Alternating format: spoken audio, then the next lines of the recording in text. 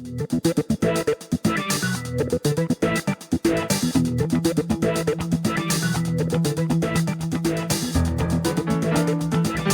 are listening to the SDSU Football Podcast, presented by the East Village Times, with your hosts Andre Hagverdian and Paul Garrison. Welcome back to the SDSU Football Podcast. I am Andre Hagverdian. We'll be joined by Paul Garrison shortly.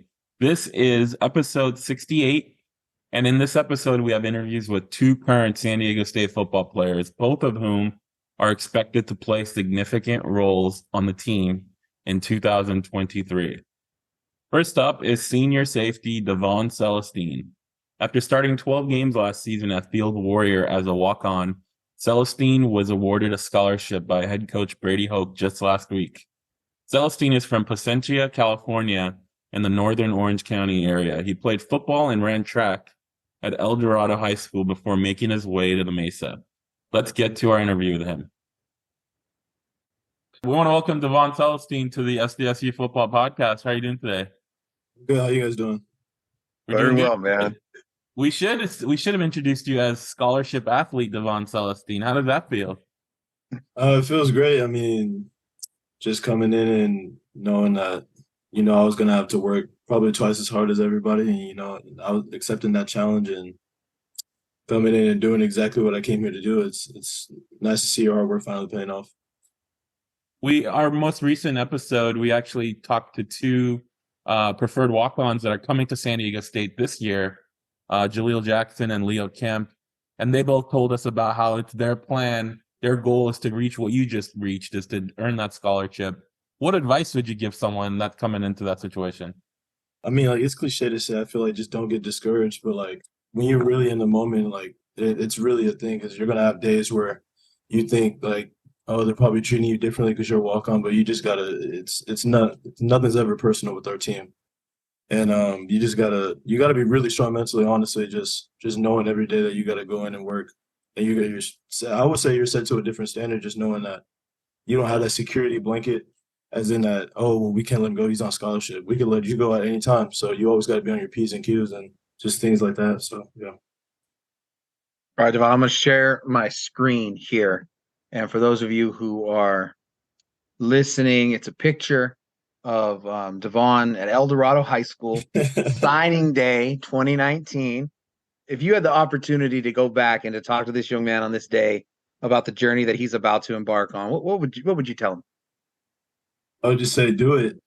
Do it. It's gonna be worth it. You're gonna fulfill everything you said and more. Honestly, I knew I'd get to this point at some point, but I feel like I'm embarking on a new journey, you could say, I guess, because it's still kind of early. I still got 2 more years if I want to take my COVID year, so I still have more time to prove even more people wrong and build off of what I've already built on. So, yeah. So take us back to that day, man, when Coach announced that it was going to happen. I mean, did you know ahead of time, and just what was that experience like for you? No, nobody knew. Even my position coach Baby Ho called me. He even said that he didn't know. And I thought it was just funny because I'm like, that's, you guys are family. I thought if anybody knew, you would know.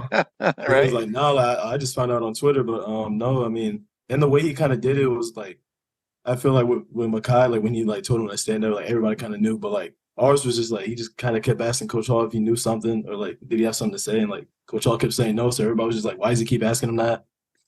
And then he just kind of popped the question, or just, not the question, but, the statement. He was just like, yeah, we're going to put you on scholarship. And, it was just a good moment for sure. Couldn't explain it for real, but it was happy for sure. How does the scholarship work? Is it effective immediately? Does it start this next year? Is it retroactive? It starts this semester, so I would get everything that they got this semester and have the semester paid for. Who was the first person you called when you got out of that meeting?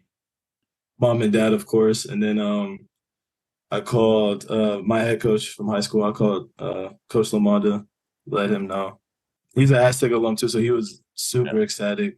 He was telling all the coaches that were there too, all my old coaches. Did he? I noticed that he was a former Aztec football player. Did that have an impact when you were making your decision on where to go as a preferred walk-on? Oh no, yeah, it definitely did because, like I said before, I had Oregon State, but the Coach Petrie from Oregon State was one of Coach Lamonda's good friends. So, well, really, either side was a good possibility, just taking his advice and everything. But he was knowing the culture and just saying that like from where we came from high school and going to there, it should be a smooth transition for you because I felt like once I got into like freshman year, like it was kind of like a culture shock for like a lot of the freshmen. I was just kind of like, I mean, this is kind of my high school was like super strict. I mean, like Yeah. really by the books. So, like not doing all like the extra fancy stuff. So none of that was really new to me, to be honest. It was a pretty smooth transition. How did you pay for school for the first 3.5 years? And how does it feel to have work to kind of alleviate that pressure from you and your family? Really just working hard, really just the financial aid, and then I picked up jobs over summer. Anytime I could, a little job here and there, I would. And then my mom told me right when I was about to sign because I was actually initially going to go to Cal. So I was just Mhm. going to go to Cal or Oregon State after I took Oregon State visit. But my mom told me she was like, it's close to home. I mean, Coach Lamonda said he went there. Like he is encouraging it. Like I trust him. I was like, I trust him too. And she was like, but I was like, I don't want to wait forever. Like get on scholarship. Like we got to pay you. She was like, don't worry about that. Like we'll worry about that when it comes. She's like, if you want to go, like I back you all the way. She was like, so just like if that's what you want to do, go bet on yourself. She's like, so just go do that. So I did that. What kind of jobs would you get during the summer? Really anything. There'd be some like security jobs out here that would go on like little festivals, things of that nature. Or like sophomore year, I used to go to Amazon. I used to work for Amazon over the summer. So I used to do that. I did not a contracting, but I worked in a warehouse last summer actually. Oh, last summer I worked in a warehouse. So just yeah, anything I could really get to be honest. Hmm. And so, I mean, how do you anticipate, not having to do that, how that can allow you to, like, I guess, focus on this upcoming season, all the training, all the things you're doing? Oh, I mean, it's gonna help a lot. Just having more free time. I feel like having more free time, more time to focus on the point at hand, and having that pressure. I feel like, but it's good pressure to know that okay, we just put you on, so now we got to. You obviously, you got to step your game up a little bit, and just knowing where our defense is, and knowing that our back five are probably our strong suit on the defense right now. We got to step up our game, and we got to lead our defense. So that's something that we got to do, and we've been doing. So, I mean, you talk about stepping up your game, but last year, you obviously had a huge impact beginning in that second game. You came in as a backup to start the season. Second game, Idaho State, you're going to start.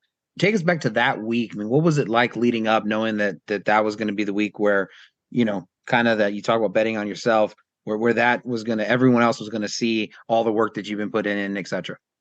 Oh yeah, literally exactly what you said there. It's game time. I mean, this is exactly what I've been waiting for this whole time. I just went out there and just trusted everything I've been doing, trusted my technique, film study, a bunch of film study. We were film studying before, but like knowing that like I really got to be on my P's and Q's, so and just show up. And I think I did just that, thankfully.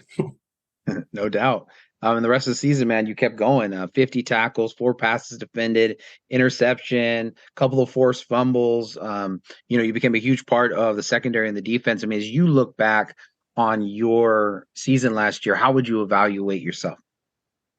I would think just coming off of, I mean, first year, I think like you said, I think it's a pretty solid first year. But I honestly think like during the season, I was really thinking I was like doing kind of sloppy, but like once I look at the numbers, I mean, like the numbers don't lie, like you just said, but like I honestly feel like I could do a lot more. I feel like I could do a lot more PBUs, more on the ball production. I got a lot second guessing, like, oh, should I do that? Oh, I might get a negative for that. Instead of just getting back to me where I was doing in the second game, just playing fast and just kind of doing what I do, doing what got me here, basically. So I just kind of I got away from that for a little bit and then like kind of turned it around. I feel like at the end of the year, I had a good bowl game, so I just got to stick to my course and do what got me here to this point. You played a field warrior safety position. It's considered a safety position, but it's not. It asks you to do things that maybe a typical safety doesn't. Can you kind of give us a brief description of what the field warrior entails? Yeah, I would feel like if you have to really categorize it under something, I would say it's like a nickelback. knowing that you're guarding a slot most of the time. And but the way our defense is run is it's a little complicated. Like some routes, you guys have to do certain things and read certain things. It's definitely a hard position, but like to get into it, but once you get the rhythm of it, it's a good position. I would say it's more like a nickel back. Does it help that I think in high school you played corner, right? So that helps when you're covering slot, obviously. Oh yeah, yeah. It was a pretty smooth transition. I actually started off my career here. I started off at boundary, which was just, I mean, it was cool, but once I got a field, it was more comfortable for sure. Now, the biggest off-season news is Patrick McMorris transferring to Cal. We've interviewed Pat a lot. We wish him well at Cal. He was the leader of that secondary, the leader of that defense, So his absence is going to be obviously felt. What can the secondary do now to make up for that loss moving forward? We got to do exactly what we've been doing. I feel like now we just got to, like you said, like Pat was the captain of that defense, and now we just got to have more vocal people. Like I kind of last year, it was my first year starting out.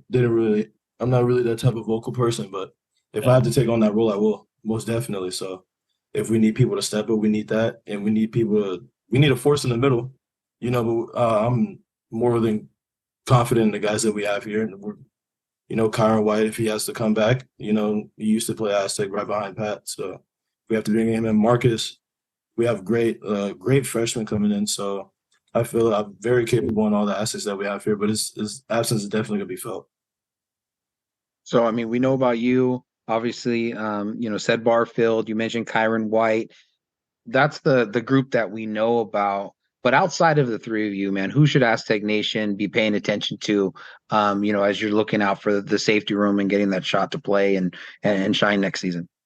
Josh Hunter, I feel like Josh is smart. We've always said it's funny because we used to call Tariq Thompson, we used to call him the professor because how smart he was. His football IQ is just out of this world. He's exactly like Tariq. He reminds us exactly of Tariq, the way he plays. Oh, His football IQ, yes. And like when we told him, when we started calling him the student, we like explained like Tariq and all that, and we're like, no, like that's a big compliment. Like coming like if people that play with Tariq and been around Tariq, it's a big compliment. But yeah, I would say him. Eric Butler's a good talent too, coming out of Centennial. Marcus, like I said it before, so I mean those three. I think both Warrior spots and that Aztec. I think they'll be just fine. you were also a special team star in addition to being an all-league DB in high school, and you're returning kickoffs, punts for touchdowns. That's I gotta let everyone know.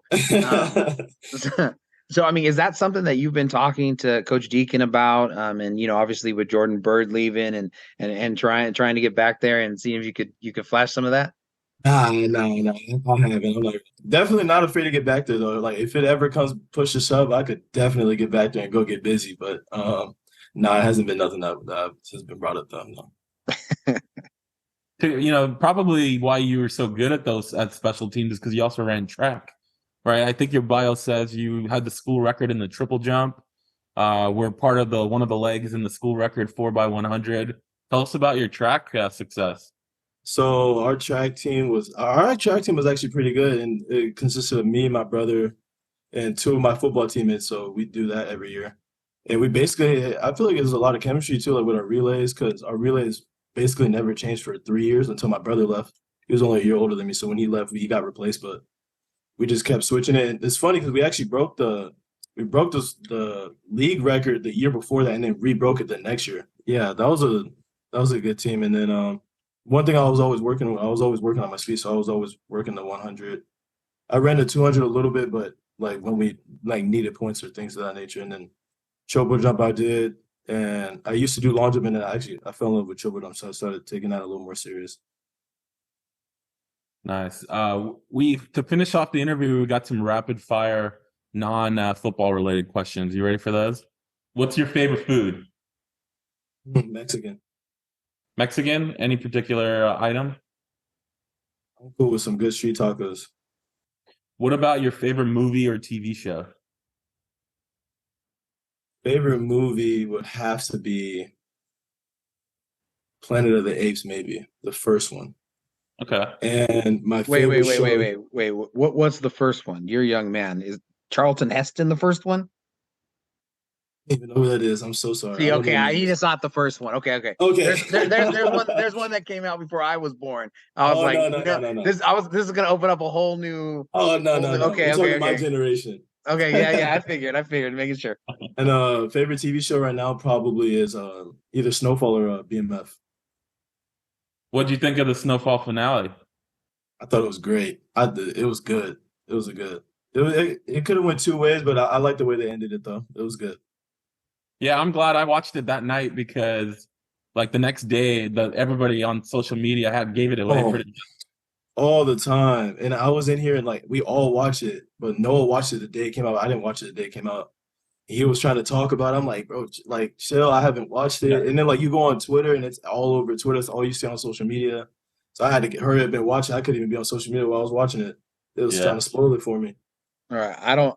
I've heard and I've seen all of the different things, and I did see Noah put out a meme of how it should have ended and all that kind of stuff. Yeah. Where does one watch this show? It's on FX. Yeah. It's on what? FX, the channel. FX. Okay. All right. My wife and I are looking for a show. Sounds like it's gotta be Definitely one. yeah, that's a good show. Definitely.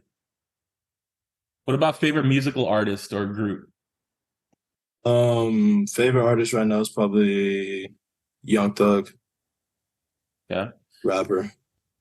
What about favorite professional athlete? That's a good one. Honestly, growing up, I modeled my game because I used to play corner, so I love Jalen Ramsey because I used to talk a lot.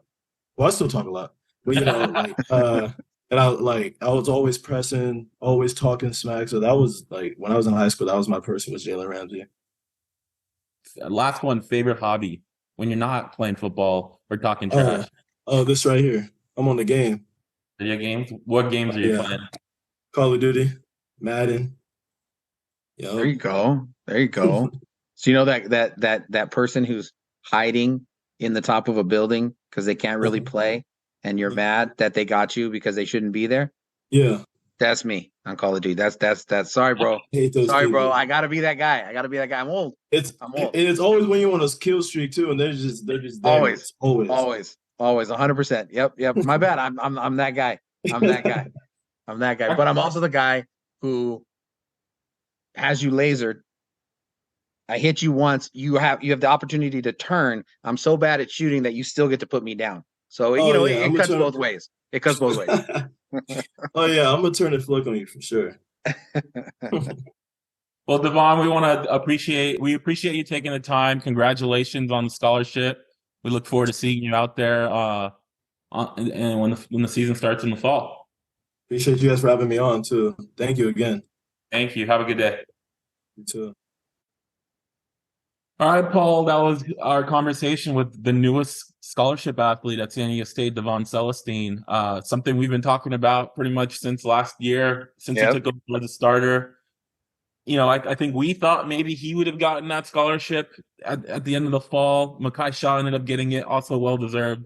But we knew that, time would come for Davaughn, and it did. And so we're happy for him. Great kid, and look forward to seeing, how he progresses now that he's got that free time. No, it's funny that you said it because I think the coaching staff did a really good job in adding to the suspense, right? Because there's all of these opportunities that where they could have done this, and to do it at this time, I thought for sure if it was going to happen, it would happen during spring camp. They were going to bring everybody into the room and do all that kind of stuff. And so I thought that was pretty funny. And his description that Coach Hoke was telling Coach Hall, "Is there anything you got to say?" And he's like, "No." It's just a funny interaction, and that they were able to do it. And I think he said the exact same phrase I think that Mekhi said after you interviewed him on the field when it happened for him. Which is you just can't describe it. It is something that's a real personal thing, and to see his teammates on the video mob him, which after talking with Jesse Matthews and that they don't have the video, it's good that they got that for him. But you're happy for a young man who has done all the right things, sat behind players, and is an Aztec for life. Got rewarded with the scholarship. So I think it's a pretty special thing, and as you said, well deserved. Yeah, this is the third walk-on that got a scholarship, which they've now posted video of. So hopefully that's shifting back to, because you got to love to see that. Have to. It is kind of a shame to not see some like the Jesse Matthews and some of the guys around that time that did Saguna Luby and BJ Busby. I don't think they put out video of that when they announced that. So it's really cool to see. Yeah, I remember a press conference after the Idaho State game. Me too. Not only did that was his first start, he had 9 tackles. I think he had 7 in the first half alone. So it was clear that he was the defensive player of the game. And he told us about how his mom, pretty much told him, go do it. We'll support you. We'll pay what we need to pay. And look, from that perspective, like, he's been here 4 years now almost. And, some people would, after 2-3 years, and even coming into last year where he's not a starter, you would think that other people might have either given up hope or had moved on somewhere else, because it's possible other, programs might have been come calling with a scholarship offer, maybe at a lower level or things like that. But he stuck to it, and it's paid off. He bet on himself, and it paid off. He had a really good year, and now they need more from him, especially from that leadership aspect, because as he talked about, Patrick McMorris was the leader of that defense, and the rest, Sedaris Barfield is, I think, 1 year older than him. So I think Barfield will probably have that initial role as the leader, but Davaughn will be right behind him. Yeah, and I thought it was very insightful how he talked about the jobs that he would pick up. I mean, if there's a recurring theme that always jumps out to me, it's how hard, these guys work to be able to perform at Snapdragon Stadium for all the fans. And you add to that, working for Amazon, you add to that all the different ways just to make ends meet. And I think, it just shows how special it is. And there's a lot of other guys who don't ever get to reach the level that Davaughn reached and to get that scholarship reward. But they're still doing that. They're still working just as hard. They're trying to figure that out. Makai Shaw, and he was when he was in the position of a walk-on, the extra jobs that he would do, that became part of his reputation, and so I think it's a great thing. And then I think the other part of it that's interesting about these like elite athletes is how quickly they shift to the next thing. We're trying to get them to sit and reflect on accomplishing something that he had as a goal, something that he knew that he wanted to do, believed that he could do, bet on himself. He goes, I knew it was going to happen. And we're trying to get him to reflect. And he's like, yeah. So now the next season, now he's like, it's like a fresh start, he said, and he's doing something new. And it's amazing, these competitors and their ability to do that. I'm definitely one of those, like, stop and smell the roses, see what you've accomplished, and then to see him like turn, I think is really impressive. And as you mentioned, the Aztecs are really going to need it.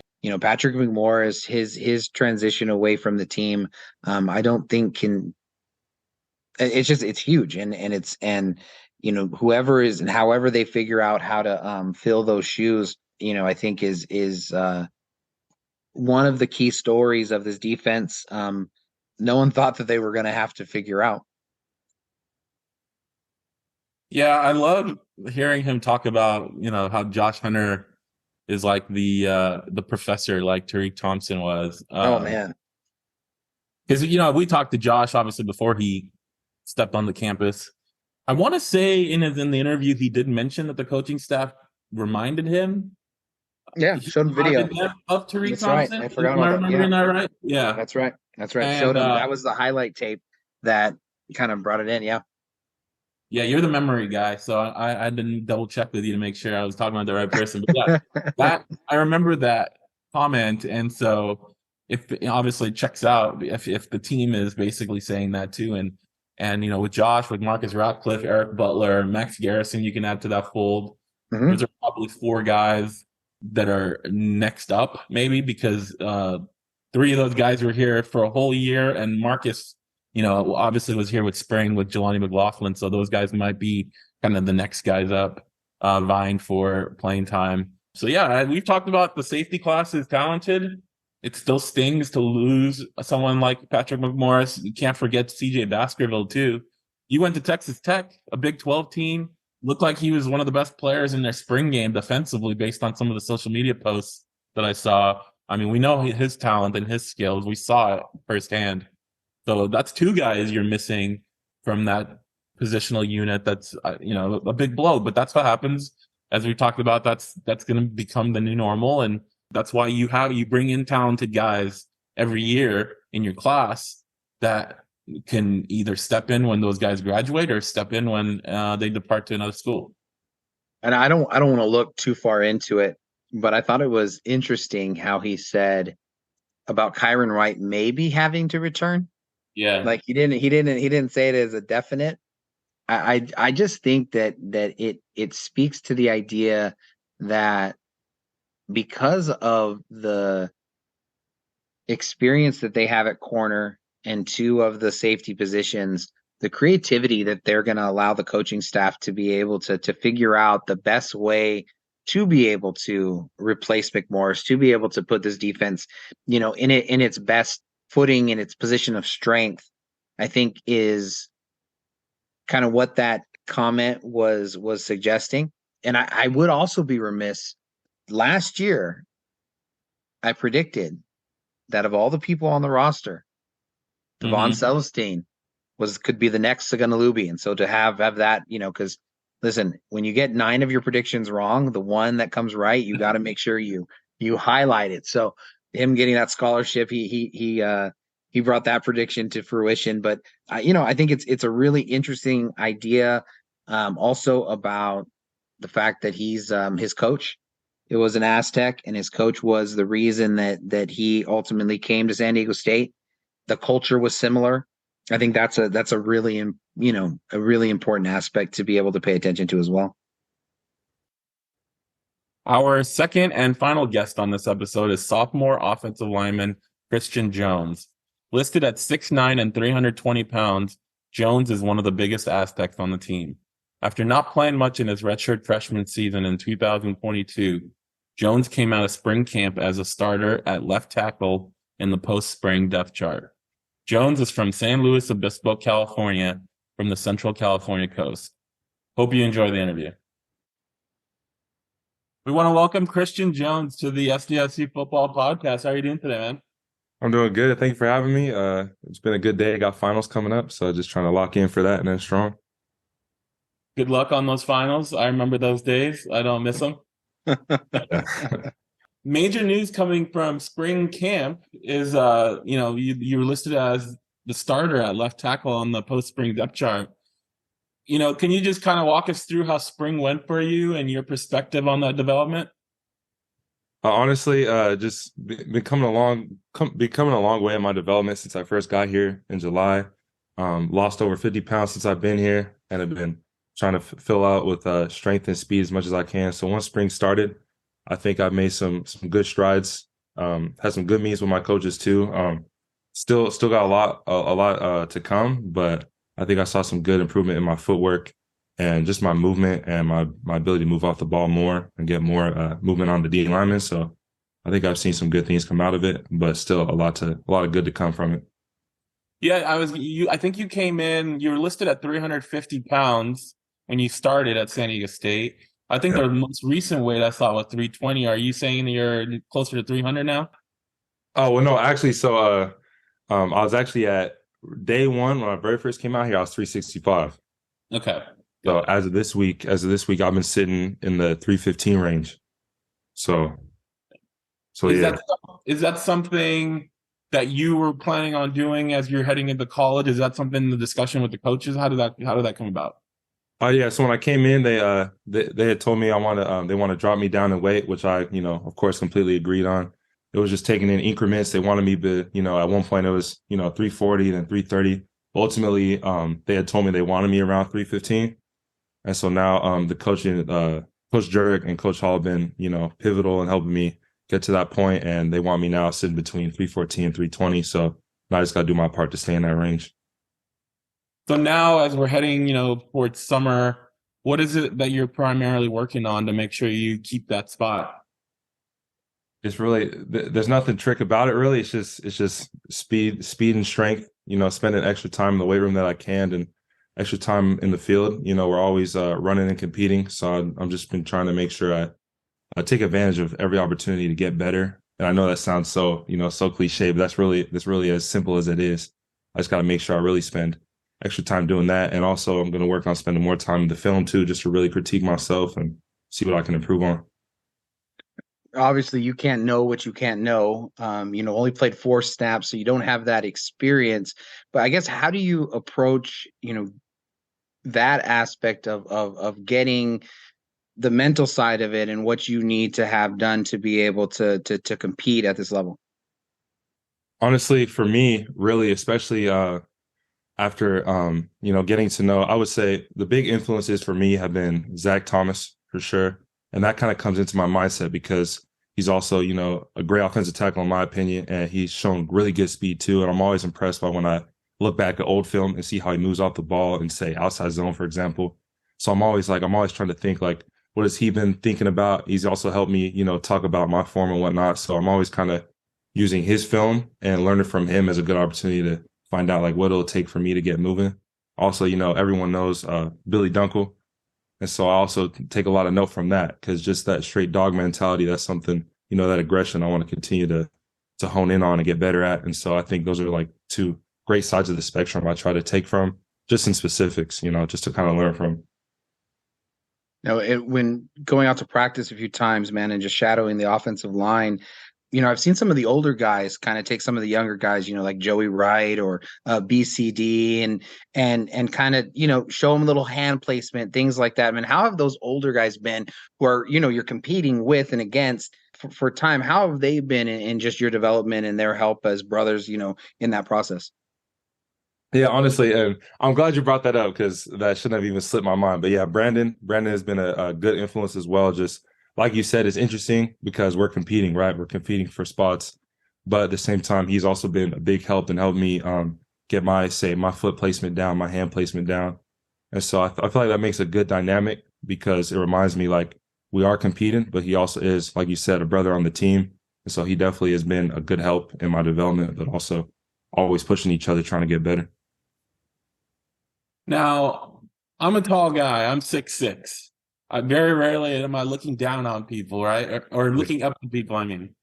But walking by you in practice, you're 6'9". You make me feel short. So a 2-part question. First part is like, when did you become 6'9"? Like at what age? What part of the family does that come from? And then, as an offensive lineman, is it more challenging as a tall guy to block, speed guy like Dom Oliver, or maybe a more physical guy like Tupu Alualu? Got you. Okay, well, first half, I want to say I hit 6'9". I want to say start of my junior year, I think, in high school. That's when I had gotten measured in at a camp there. And then it's funny because on my mom's side, it's rumored that her grandpa was 7'2", and then her uncle was 7 feet. That's a little family rumor, so I don't know it to be true, but I think there's some proof in the pudding right here. Yeah. I would say my height for sure. In like a more like inexperienced format, like as I've gotten more experience, I've grown to appreciate my length more. But I definitely have seen challenges in, just I would say just naturally, just pad level. They're naturally all below me, no matter what, off the snap of the ball. So that's posed the biggest problem for me, I'd feel like. But speed and everything, as I continue to learn the game, like I have a great advantage with my arm length. Now I just want to work on building my consistency, because I've noticed, I mean, the positives for me outweigh the negatives. Once I'm able to get the proper striking and really get my hands on them, whether in the run or pass, like that helps a lot. So, speed guys, if I can punch them off for me, that's good. And, in run blocking, if I can just get my hands inside and, extend on them, that's also good. So there is like some difficulties I had with leverage and whatnot, but I think positives outweigh the negatives for sure, being 6'9". Yeah, you're listed at left tackle now, but I think last year you were maybe listed at guard at times. How has that kind of evolved? How comfortable are you playing across the line, left tackle versus right tackle, things like that? Yeah, that's actually that actually helped a lot. Coach Goff had actually put me there because he wanted me to be able to, get more reps and get more looks, and that helped a lot last spring. But that's helped me be able to get used to the scheme a lot more and really know where say where combos are going and whatnot. And that's helped me be able to grow in my comfort for sure. Going from guard to tackle, has definitely helped. It's actually funny because I came in at right tackle when I first got here, and I was super comfortable with that, and I could never imagine me being at left. But then here I am as casually left tackle, and it actually fits me a lot better. So I think I'm pretty comfortable with both sides, and it's definitely helped being at guard for sure. The offensive line, at times last year struggled, not much of a running game. How much are you looking forward to kind of being a part of that, the piece of that puzzle to maybe turn things around overall as part of the offensive line? Man, I mean, I'm really excited for it. This is like the perfect opportunity to rise to the occasion. Our unit as a whole, coaches and players alike, aren't satisfied with what happened last year. And so, we're just going to keep moving forward. And I'm really looking forward to fitting in that puzzle, owning my position, and just doing my best to rise to the occasion and, put out for my teammates and my brothers on the line. There's a lot of conversations around college football because of transfers, things like that.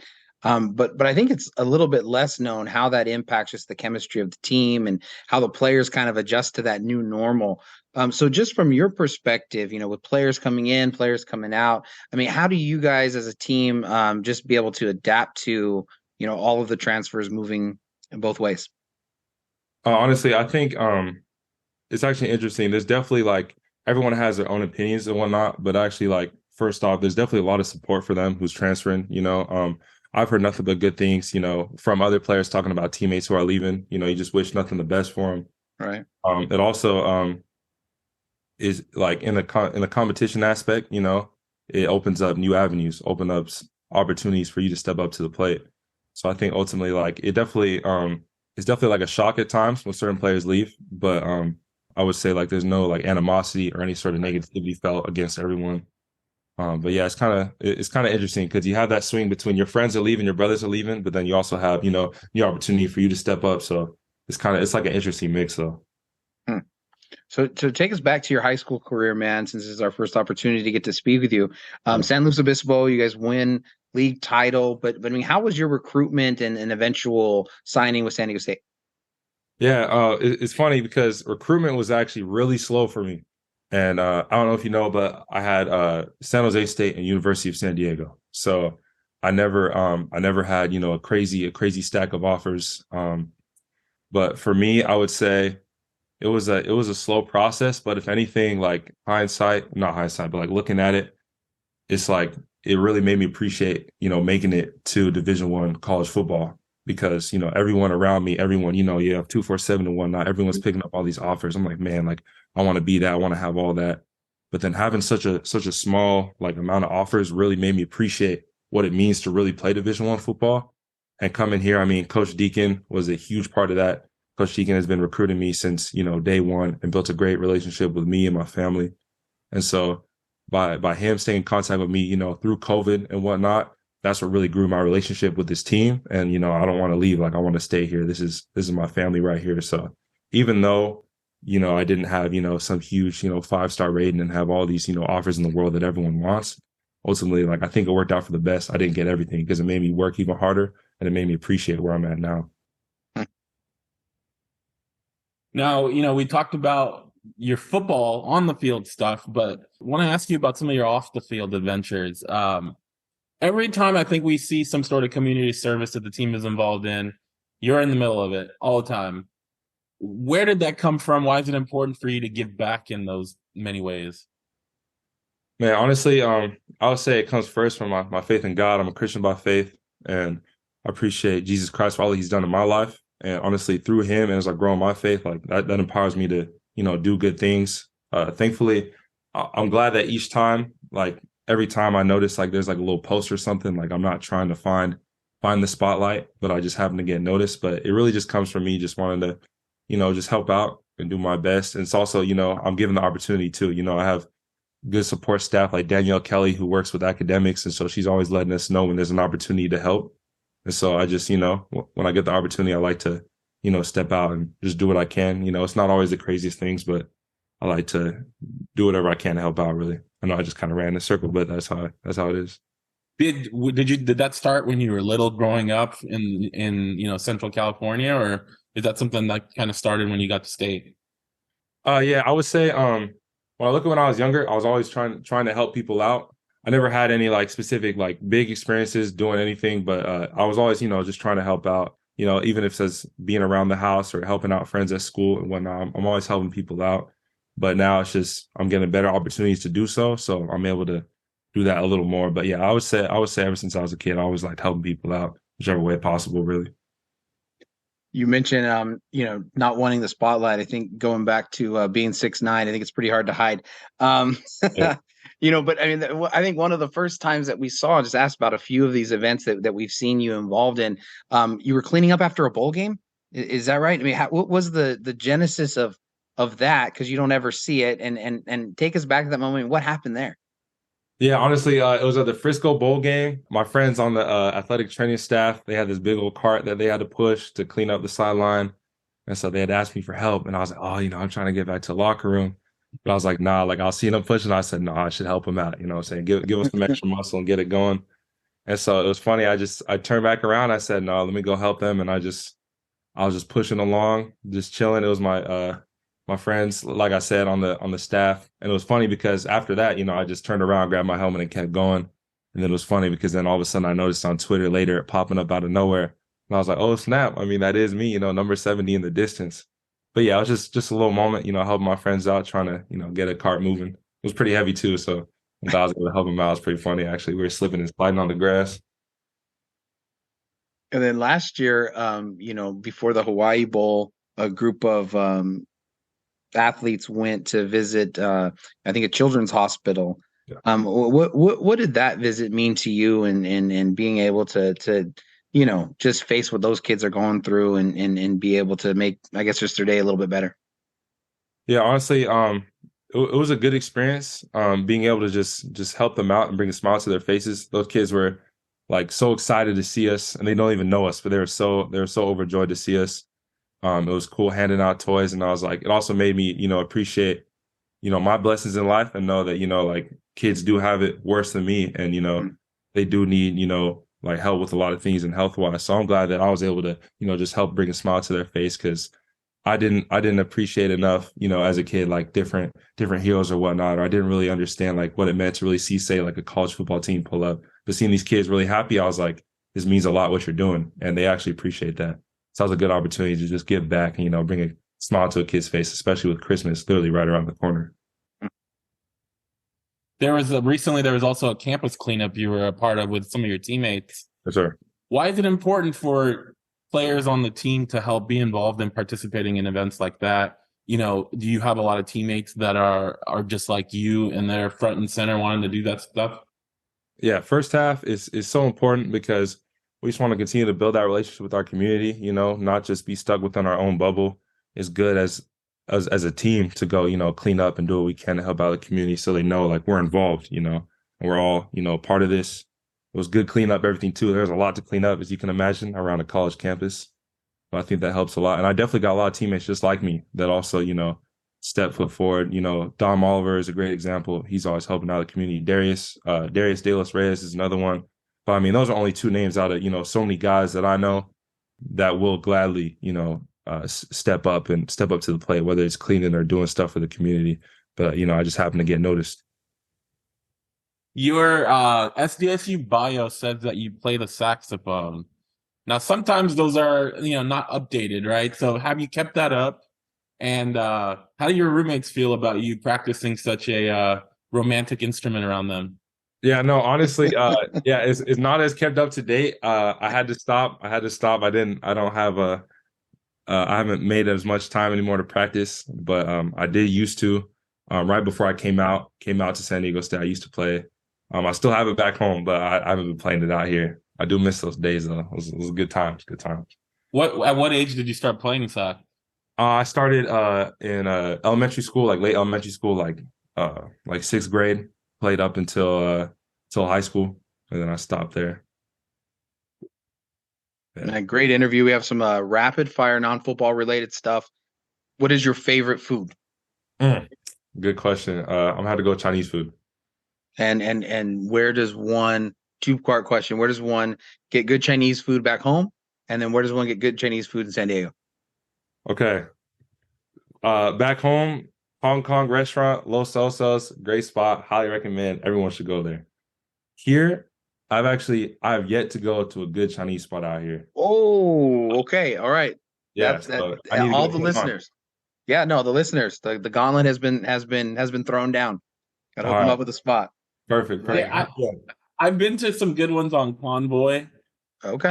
But Yeah. I don't. Names. I'll have to ask my friend some names. But I've been to a few ones where local, people from Hong Kong have said this is good Chinese food. So There we All go. right.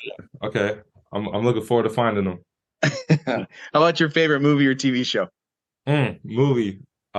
Shoot. TV show in recent memory, I'm gonna have to go with Band of Brothers. I love Band of Brothers. I'm a big history and military guy, so Band of Brothers was a great movie. I mean, great show. Excuse me. Did you Movie. enjoy the Pacific as much?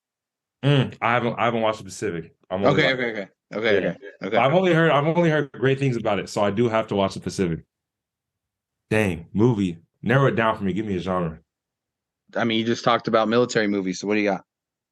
All right. Or maybe not. Maybe a comedy. I don't know, man. You know, Give like me, you give me don't Black go Hawk there. Down. I'm gonna take Black Hawk Down. Oh, that's a my great brother and movie. I's favorite. That's my brother and I's favorite. There you go. There Yeah. you go. Where did the I guess the enjoyment, fascination, respect for the military, where did that pop up for you? I got a lot of veterans in my family, and so I've had a lot of exposure to that from a young age. My uncle Dave back home when he was still in the National Guard, I'd visit him a lot at base, and I would just get exposed to a lot of that. So I just always enjoyed being around them and learning, hearing their stories, and just grew a lot of respect for the military and what they do. I think the academies, man, are going to be sad that you just said that because they missed. What is your favorite musical artist? Musical artist, oh, good one. Clear and Safe, Marvin Gaye. oh, Those are that. Yeah, that's. Thank you. I half the time people go and they mention something, I nod my head and I'm hoping Andre knows who it is. Who's your favorite professional athlete? I'm gonna have to go. Aside from Zach Thomas, because you already went there with Zach. Gosh. Okay. You can count. I was just kidding. No. You get. I'm gonna go with. I watched a lot of what's his name? Oh, I've been watching it more recently since I got here. Tristan Wirfs. yes. I didn't say that right. But yeah. He's awesome. I think he's moving to left tackle next year. Is he really? Okay. Yeah. No. I'm a Bucks fan, so Okay. he's one of my favorites. Yeah. No. My homie put me on with him, so I've been looking at him a lot more.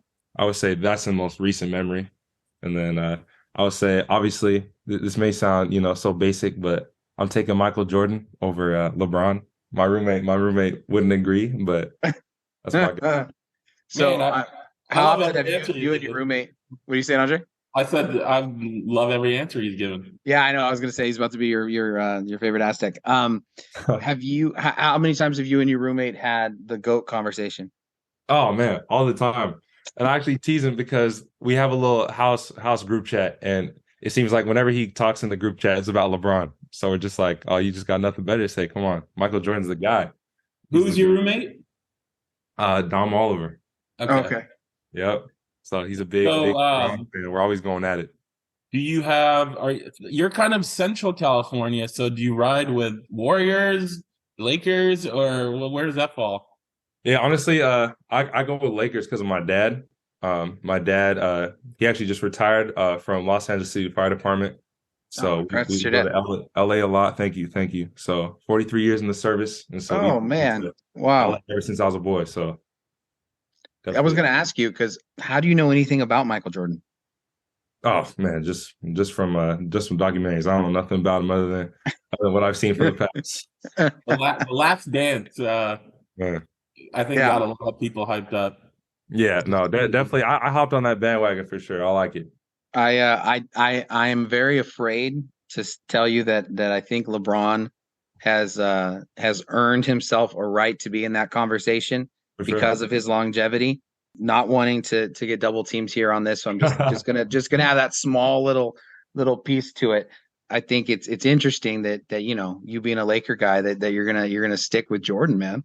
Yeah, honestly, I mean, obviously Kobe's a dog, Kareem's a dog. I love Kareem too, but I don't know. I would just say it's Michael Jordan's mentality that stuck out to me when I learn about him and hear about him. But obviously they're all elite athletes, no Mhm. doubt. I like Kareem a lot actually, but I don't know, just something stuck with me about him. But I'm not one to really shy away from others either. There you go. And when you watch, you've mentioned watching some former teammates, players in the NFL. What is it that you're trying to pick up from them to model in your game, or how does that exactly work? Honestly, for me in specifics, like especially with Zach, I'm just looking at his get off and his hand placement because especially in this last year, his last year here, I was like, man, he had great get off and his outside zone was really killing the game. And I was like, man, like I'll just sit there and I'll zoom in on his feet really quick and just kind of look at where he's going. And then I'll look at his hands. I'll be like, is there a correlation in his stance or not? And that's just trying to pick up, the little things. Because that just goes a long way. So I'm always just rewinding, trying to watch where he's going, what he's doing, how he gets off the ball. And, sometimes you may even catch him on a rough play, then able to even take note, okay, well then, yeah, should he have done this over that? Or you can see how did he recover? So those are some of the notes I take. I know these are supposed to be non-football related, but just things that I'm curious Right. about. Now you talk about it. You talk about dropping, 50 pounds since you've been on campus. I mean, what has that done for your athleticism, your explosiveness, being able to do that, and obviously the weight training that you do with Coach Hall? Yeah, no, it's done a huge part. I mean, just in me, also like part of it is so mental too. So even just knowing that you're so much lighter just helps me have more confidence because I know I'm not lumbering this huge body I used to have because I used to, have a lot more knee problems because of it.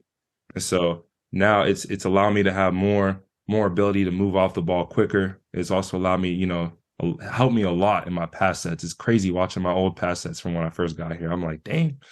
Uh, but it's definitely noticed a huge difference in just my ability to move off the ball and whatnot.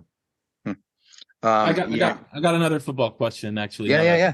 So you guys are kind of bringing in a new offense, right, under Coach Lindley. So the spring was that first chance to kind of get used to it. So how different is it, and how comfortable is the offensive line at least, moving forward with the new playbook? I would say, I mean, the typical like struggles came in the first walkthroughs, when we are first getting used to everything, because new cadence and whatnot. But after a while, it started to click really fast because now we're still, relatively the same understanding of the plays, you know what I'm saying? And Coach Goff made a huge I would say emphasis to help us get to know it. He made us spend a lot of time in our notes and taking notes. So our O-line is definitely a lot more comfortable with it than it may what I say, like than someone might be with a new offensive coordinator. But I think we've adjusted really well. And jumping back to the non-football, you took saxophone off the list, man. But other than getting ready for football, those things, man, what's your favorite hobby? Man, if it's not spending time with God and if it's not, doing anything school or football related, I would say it's really I just like watching movies, watching shows. And like I said, I'm a big history guy. So you will catch me just watching a documentary here or there. But yeah, that's really just anything under the sun of history and just military, you'll catch me watching all the time. It's awesome, man. Fantastic interview. Appreciate in the middle of getting ready for finals. You took some time to come and talk to us. And again, it's just fantastic. Thank you. I appreciate y'all for having me. It's been a pleasure. Thank you. Have a good one. All right. God bless you. Have a good one. And our second interview on this episode was with left tackle Christian Jones, who came away from spring camp as the number one on the depth chart at left tackle. Obviously, part of the reason why we really wanted to talk to him was about his off the field stuff and Right. his community service. But now he got a really, really big opportunity to be a starter, not just a starter, but a left tackle starter. And play a pivotal role in kind of turning around that offensive line. What'd you make of our talk with him? Well, I almost felt bad. I'll be honest with you, having to make him talk about himself. I could tell that was uncomfortable for him, and so he was very gracious in doing that. I thought, and so, but I just thought, like I said, I thought it was really good. It was one of the things that came to my mind as we were talking to him was when we spoke with Coach Goff last year, and he was describing Christian as being somebody that I believe that he'd want his daughter to marry. And Yeah. it's that I almost asked, and I was like, man, that's just too much. But that's what I thought about it, and I think you can see in just the way he spoke with us, the intelligence in which he responded to us, the just the fact that he's a caring individual, I think was very easy that it came across even this way and on Zoom, and it was just terrific. I thought he did a great job. Losing 50 pounds is not easy, especially when you're an offensive lineman where you want to keep your strength up, right? And obviously, in Coach Hall, and he'll put a plan together and to make sure you still hit your goals and targets. But that's a difficult thing to do for an 18-year-old. It's difficult to do for us in our age. And so doing that while improving your game and progressing and developing is should be commended, because it's not easy to do in the middle of that. You see a lot of offensive linemen that end up retiring from the NFL, and they go and lose like 100 pounds right away. They don't even look like the player they were, right? Because as an offensive lineman, you need to keep that bulk and you need to keep that up. To do something with what he did, I think is special. He still has size, obviously. He's got the speed and explosiveness. He's got the length. You don't see too many 6'9" players in the NFL or even at the college level, but that's, as he talked about, that helps him. That gives him advantages that he can use against defenders. So look forward to seeing how he progresses, and if he's still the starting left tackle come week 0. I'm really, really intrigued to see how his development comes along. Absolutely. And it's a broken record, but his development should be what I think San Diego State is aiming at in the players that they recruit. That is to say, he's entering into his 3rd year in the program. He should know inside and out, what the different parts of the offense, his expectations from his offensive line coach. And this is when he should make his biggest jump. It's in that 3rd year, especially as an offensive lineman, for him to have his body the way that it needs to be. And I mean, to be asked to make a complete transformation, is something else. I thought it was interesting when you asked him about moving from guard to tackle, is we just, both of us said, like, man, it is so weird to see a 6'9" guy, period, like you said, but also especially at guard. But then to see the design in that from Coach Goff's perspective of, he has an understanding of what the guards on the team want to be able to do when they're double teaming, the angles that they're coming from, because that's where he spent a year learning. And it's an interesting dynamic because, how do you bring a guy who without game experience to be able to have the experience as if he's in the game, right? How do you do that? Well, one way to do that is to have him be at that other position, because it is about the chemistry of the people that are lining up next to him that is going to make him successful. And he has that opportunity because they had him at guard previous. I think that's a smart way that I wouldn't have even considered as a reason why he lined up there a year ago. And so I thought that was very insightful. His conversation about transfers and about how it does change the dynamic on the team. He didn't mention him by name, but obviously Josh Simmons, signed with Ohio State, and it's your brother leaving, he says, but it also opens up opportunities, because the assumption is that if Josh Simmons were here on the team, that he would be the leading candidate at one of the tackle spots, and Jones might be further down the list. And so I think that dynamic is really interesting.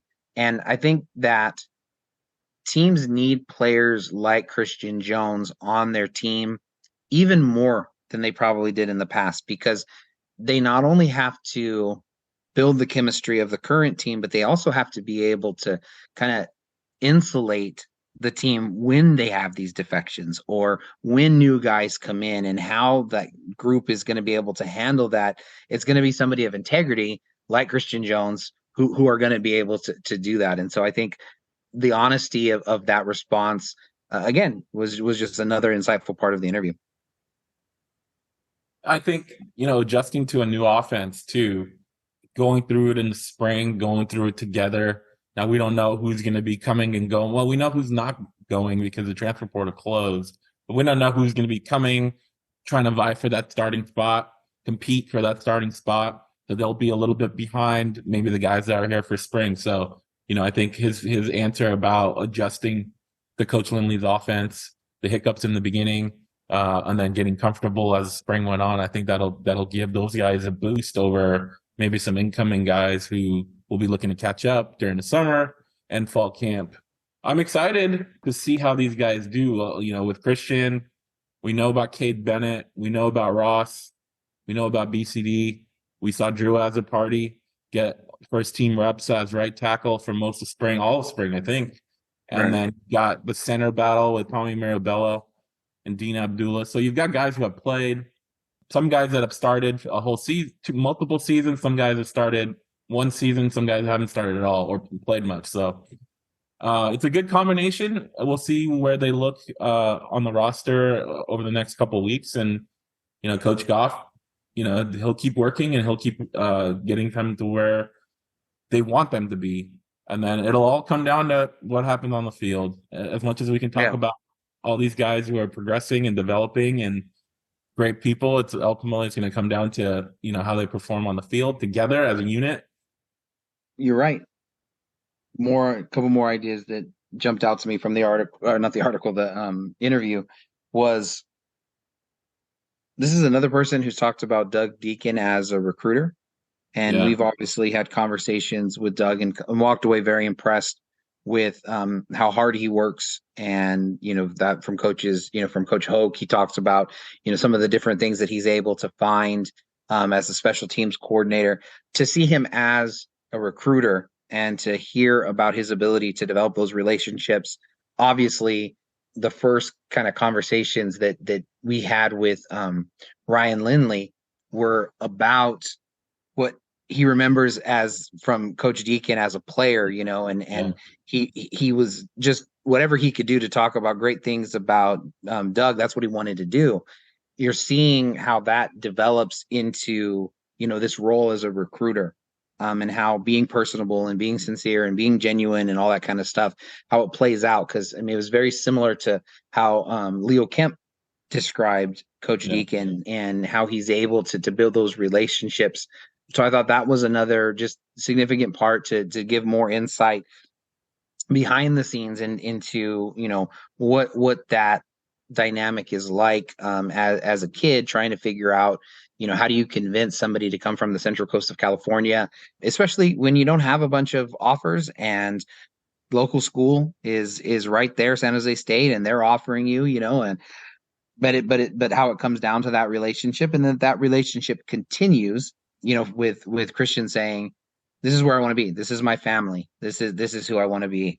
The other thing that really jumped out to me, and I think that it's been our experience, with Dom Oliver. Obviously, it's one of the first articles that you wrote before he came on campus, but Dom has always jumped out as a person who is, kind of wise beyond his years and has kind of an appreciation for life that maybe a lot of young people don't. And I know I've shared the story before, but I remember interviewing Dave Velasquez from the basketball team and trying to ask a question about, how much kids can appreciate the things that are in front of them. And he basically said, sometimes that appreciation doesn't come until later, because when somebody is 19 years old, when they're 20 years old, it's hard for them to have that distance from what they're experiencing. And sometimes they don't always. And he says nothing wrong. It's just that's just how life is and how youth is. And so to hear, so I always found that response to be very insightful into just athletes in general coming from a coach. To hear Christian talk about, I went and visited this community, this hospital, and these kids are going through so much. I realized that I didn't have an appreciation for getting to see athletes and getting to see heroes and getting to see, and I didn't realize how important that was when I was a kid, and I didn't realize how important, but these guys, they made such a big impact on them, and they didn't have any idea who we were. And I think you could see that understanding again, wisdom beyond his years, and then, shock of all shocks, they're roommates, and they found a way to figure that out together. And so I just thought that was neat to see a young person who can be young, but also still have that perspective of the blessings that he does have and the position that he's in, to be able to, give back to the community, but also to appreciate what it is that he has. I wanted to go back to something you said about Coach Deacon. Outside of just the recruiting, the relationship part, energy part that he exudes just from talking to him, like look at how the special teams have done the last couple of years with Matt Araiza, with Jack Browning, Jordan Bird. It shocks me that no team has come calling to either make him a special teams coordinator at a bigger school or make him a head coach at an equivalent or a lower school, because if it hasn't come yet, it's going to come soon. And I think San Diego State probably should be preparing for that, because I would be shocked if somebody didn't see what Coach Deke has been doing and want that on their team. So I think he's got the Central California coast, right? That's his recruiting area. So we talked to Leo Kemp recently, who's from that area. We talked to several people. So yeah, Aztec Nation probably doesn't want to hear that, but I would be shocked if college programs aren't coming knocking on Coach Deacon's door to give him an opportunity. I agree with you, and I think that also, though, he's an Aztec, and I think that matters to him. And then I think that, we should talk about this every week. We seem to be talking about a new way that San Diego State is talking about leaving the Mountain West. It was the president at the basketball ceremony kind of alluding to it, and then there's no alluding to it. We're going to talk about it directly in an article in The Athletic, where JD Wicker says it is going to happen. Right? One or the other, right? One or the other is going to happen. And I think that's another part of this equation, because you talk about, somebody wanting to hire any of these coaches away.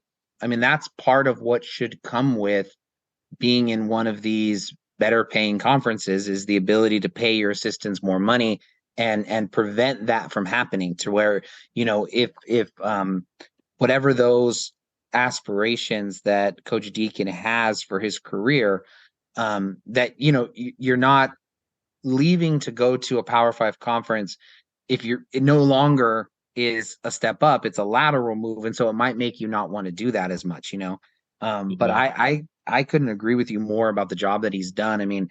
Bobby Hawk, when he was the special teams coach here, you just saw an improvement. You saw wow, like this, it really does matter to have an expert on special teams heading up that group. As time has gone on, I think the special teams are playing at that level.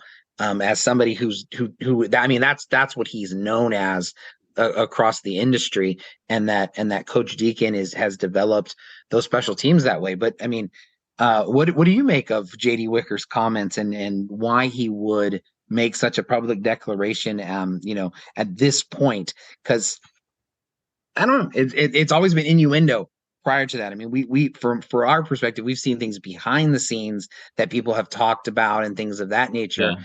But this, that's as big as it gets. Why now, and what do you make of it? Well, it's the worst kept secret, right? That they're pretty much have been in talks with both and pathway to Pac-12. They've been acting that way for probably a good year with what they're telling recruits, right? What they're telling commits, what they're telling current players. Why would he say that? It's tough to me. Every day there's some source that comes out with some sort of report about Pac-12 media rights deal, right? Some teams wanting to leave, and it's just, at this point you've become numb to it, because I don't know any of that is actually factual or true. But we're in May, right? And this June 30th deadline is a serious deadline financially for San Diego State. I think they're getting impatient. Well, it was initially supposed to happen by November, then the end of the year, right. Before spring. I mean, I think they're confident, but I think they're getting antsy because the days are ticking away, and I think they're trying to put the feet to the fire to the Pac-12. Whether it's gonna work or not, I don't know. I don't know if it's needed because we're based on the conversations they're having, but he obviously feels the need to make that comment in a national publication that's going to get eyes from all over the country. So to answer your question, why? That would be my only guess. Is I think they're getting antsy that the Pac-12 is not moving and getting that media deal done in a timely fashion, and I think they're just trying to pull that urgency even more. I think that personally, I think they can do that in private.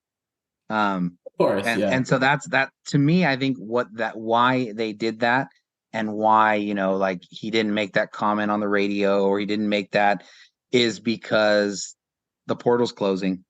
There's people, and at the time of it, it was just closing, and I think he's trying to let everybody in the world who's thinking about coming to San Diego State, who may be thinking about exiting San Diego State, who is, Jalil Jackson as an example, he referenced again, one of the whatever, but the more recent that, hey, we're going to be switching conferences. And I think it was more for the people he can't talk to.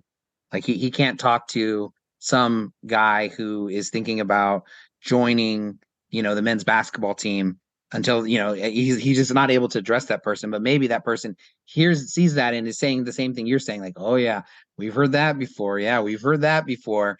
And he's just making it known, like, no, this is, and that's why you got to make it like not innuendo like it was before, and just like say like it's happening. It's one of the two that we're going to.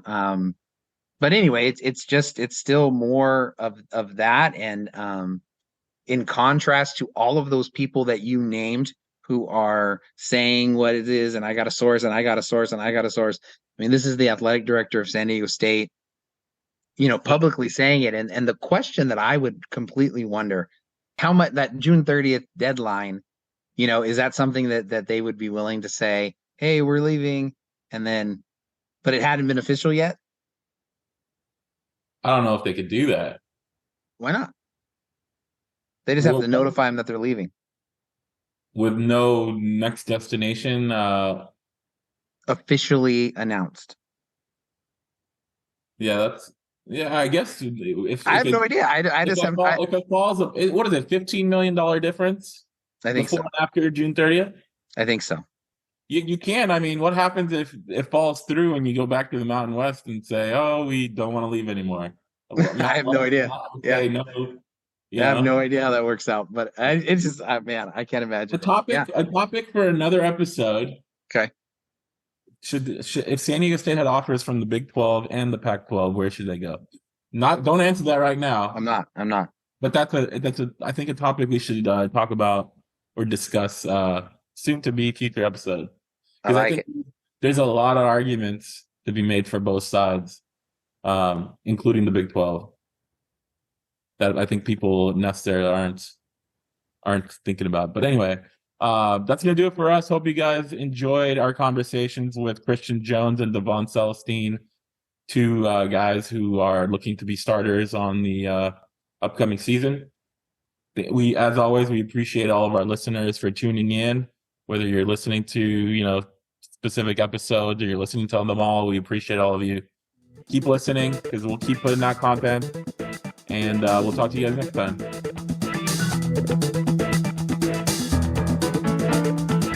You are listening to the SDSU Football Podcast, presented by the East Village Times, with your hosts Andre Hagverdian and Paul Garrison.